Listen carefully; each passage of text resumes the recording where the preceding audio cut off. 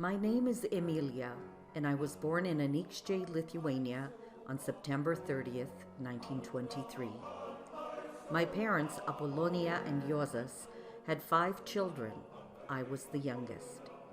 My father left for Canada when I was 3 years old in 1926. When I was 12, I got very sick. I spent 6 weeks in hospital and was diagnosed with meningitis. I lost all hearing in one ear as a result. I loved my youth in Anykščiai. I had wonderful friends, and I met a handsome teacher who became the love of my life, Emilia Karosas. With war advancing, it wasn't a traditional romance. On July 9th, 1944, Jurgis knocked on my door and said to me, "With the Russian and Soviet armies approaching, I can't stay, and I'm not leaving without you." The next day, I tearfully parted with my mother and brothers and sisters. I kept turning around, seeing my home further and further in the distance. On July 21st, Jurgis announced, "We are going to Šeduva." I asked why, and he told me we will leave Lithuania a married couple. We crossed into Kaliningrad and split up with our travel entourage on August 2nd. We were headed to Tilja and didn't know at that time that men were being held in Tilja and only women and children allowed to travel further. We were stopped by German soldiers who asked for all of our documents. After we handed them over, we met a group of Lithuanian soldiers from Kaunas. Jurgis knew many of them. They told us not to go via Tilja because people weren't getting through. They suggested we travel among their wagons. We were undetected by those German soldiers and made it past them. At some point we boarded a train and traveled for several hours and arrived in Selb, Germany. Our son Algirdas was born on March 30th, 1945. He was born 3 weeks premature and was barely 2.5 kilos. Bombs were falling all around us on the night he was born. They brought us to the hospital basement to keep us safe right after his birth. Saalfeld was given over to the Soviets, and American soldiers told us we had to move again. Al was only 2 months old. We were sent to Hanau Displaced Persons Camp, and from there to Bruggen. We had our own room here. Our daughter Gail was born on November 13th, 1946. From there we were taken to the Schwabisch Gmünd DP camp. Al was 2.5 and Gail 1 year old. My father found me when I was at this camp. My mother had written to him in Canada and told him we were in Germany. He found us through the Red Cross and applied to have all of us, me, Jurgis, Al, Gail, and Jurgio mother, come to Canada. Our ship landed in the port of Quebec on June 25th, 1948. On the journey, both Al and Gail got sick, and when we arrived in port, there was an ambulance to take Gail to the hospital. Another ambulance took Al and I to a hospital, just not the same one. Once everyone was better, we were allowed to proceed on our journey to Regina. It was a long train ride across the country. But when we arrived, my father was there at the platform waiting for all of us. Jurgis found work on a farm 65 miles from Regina. We were given an old cabin to live in with no running water or electricity. Jurgis worked long hours and spent the week at the farm, and myself and the children were alone. One evening, I washed the children's feet and went outside to pour out the water. I noticed something moved by the door. There was a large snake right beside the door, and I was so frightened that I picked up an axe and chopped the snake into little pieces. Thus began our life in Canada.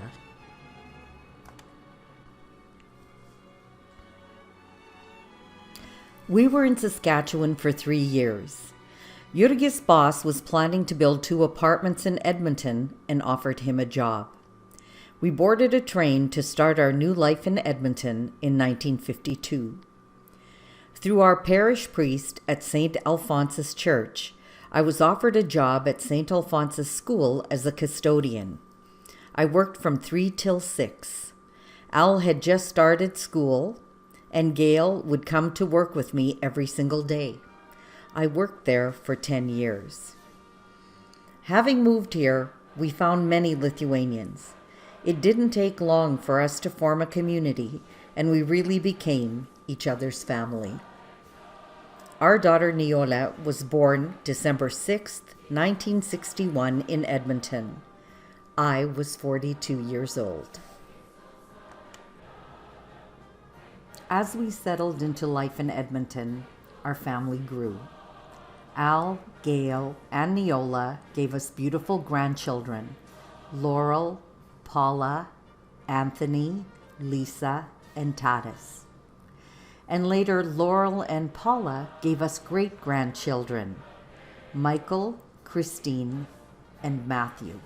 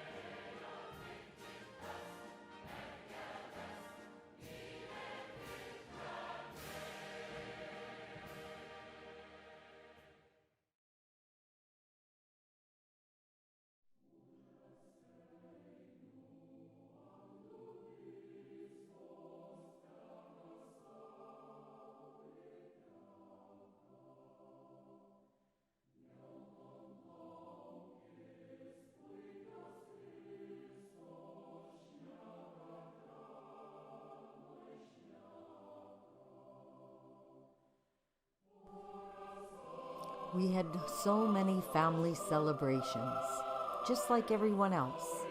But one of the greatest was when my sister Valentina could come from Lithuania for a visit. She was my last surviving sibling.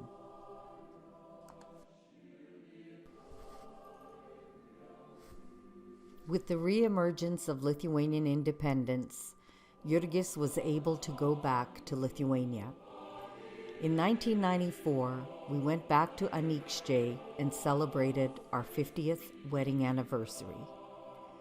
We had a ceremony in the cathedral in Anykščiai, and Mass was celebrated by my schoolmate, Bishop Baltakis.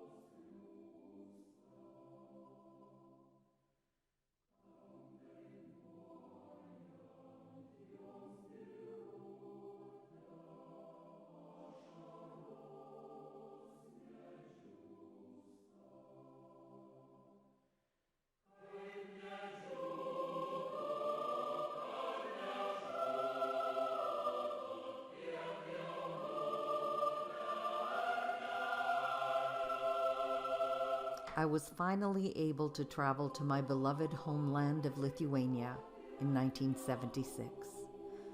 I reconnected with family, with school-time friends, and just cherished every moment that I could spend in the land that I was born.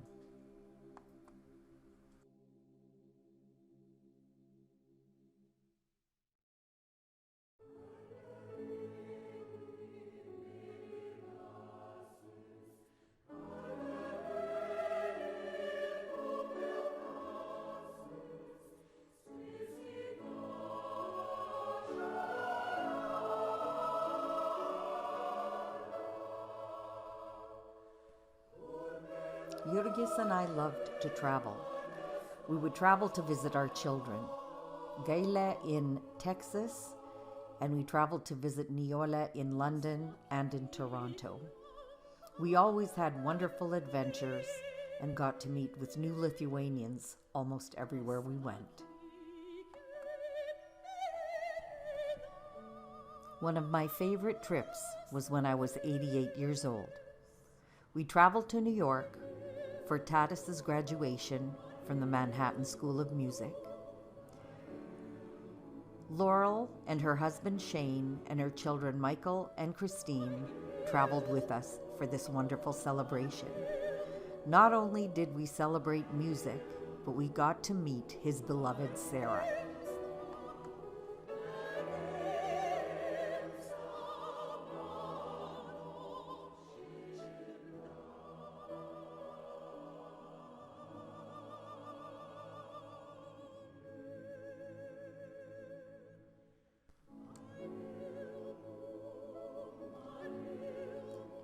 It was a fulfilling and long life, filled with love, wonderful people, and family. In closing my memoirs, I wrote this from a Myronis poem. Tai ten prabėgo, mano brangiausi jaunystės laikai. Ir po tiek metų pats savęs klausi, tai vien tik sapnai? There quickly passed the most cherished moments of my youth, and after so many years, I asked myself, was it only a dream?